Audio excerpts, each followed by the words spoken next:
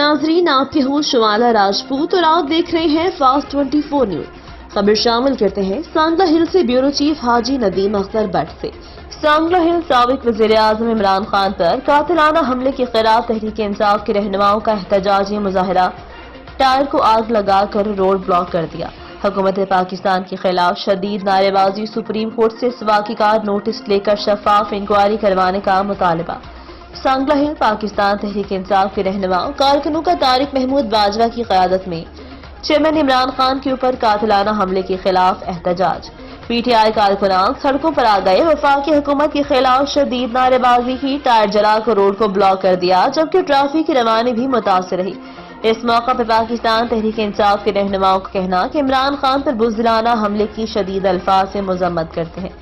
Supreme court इसकी शफाफ inquiry करवाने का मुतालबा किया। वाक़ई के असल हक़ाइक़ सामने लाकर जिम्मेदारान को कानून के कटहरे में लाया जाए। तारिक महमूद बाजवा ने भी कहा कि फायरिंग इमरान खान पर नहीं, पाकिस्तानी अवाम पर की गई है।